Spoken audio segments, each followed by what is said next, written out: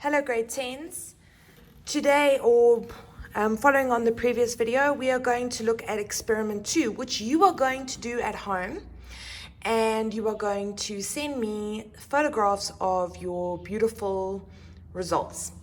The first thing you're going to have to do is you're going to get a ruler, a long ruler. Well, I'm guessing majority of you only have a 30 centimeter ruler.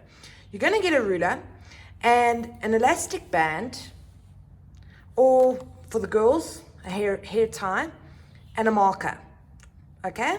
Any Koki marker that you have. And you're going to actually attach the marker to the ruler.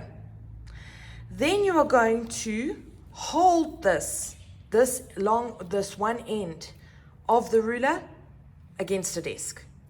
And the other end you are going to push down, so it's going to be off the desk, on the end of the desk, and it should be pulsating up and down once you've pushed down. And then what you're going to do is you're going to take a piece of paper and you're going to move the piece of paper across the marker to obtain a wave pattern. So I'm not going to show it to you guys here. I want to see if you guys can actually follow instructions and do this and draw your own pattern. Okay. On page 10, so please try. I mean, that's the most important thing. What you want to see is an actual transverse wave occurring as the ruler moves up and down, showing the particle movement.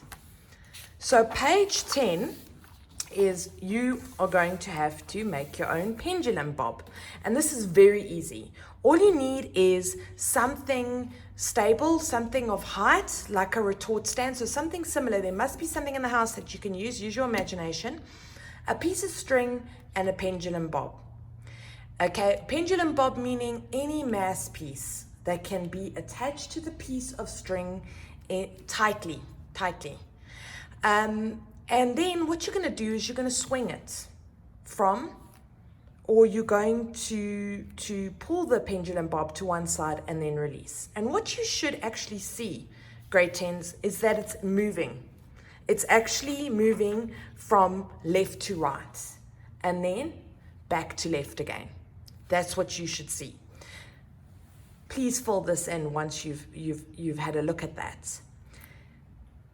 The experiments show repetitive motion, which is oscillations. That's exactly what it is. And you learned about oscillations and vibrations earlier on. It's important to remember that when you actually suspend your pendulum, okay, that mass piece, it would just continue swinging if there was no air resistance or friction.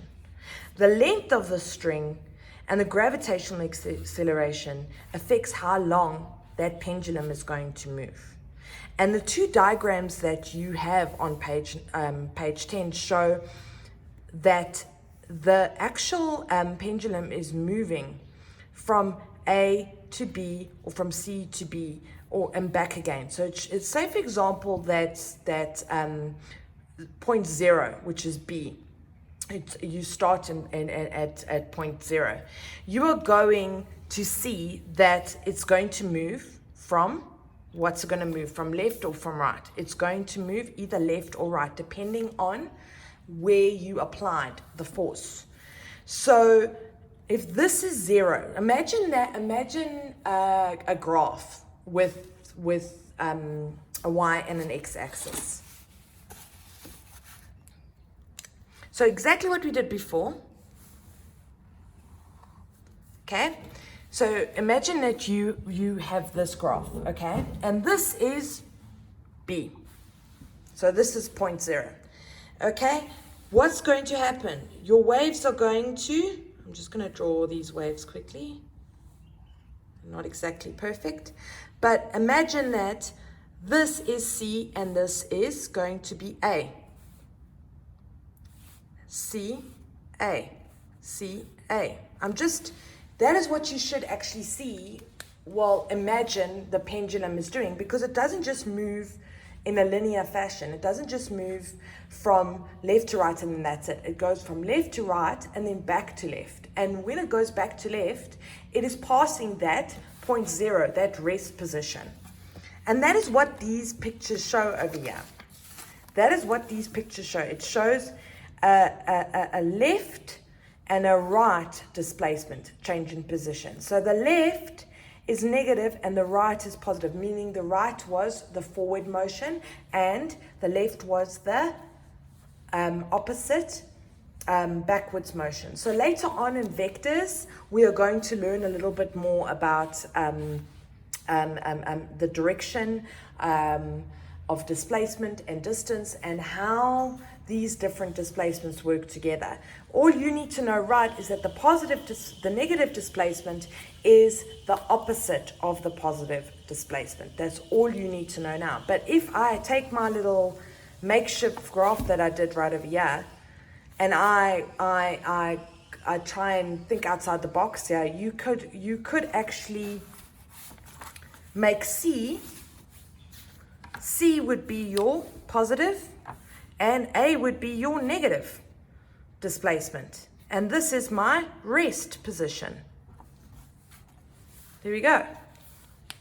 Because at the end of the day, the pendulum is moving almost in a transverse wave motion. So guys, just read through this and have a look. At the end of it is a repetitive motion, okay? It would go left to right and then back to left again.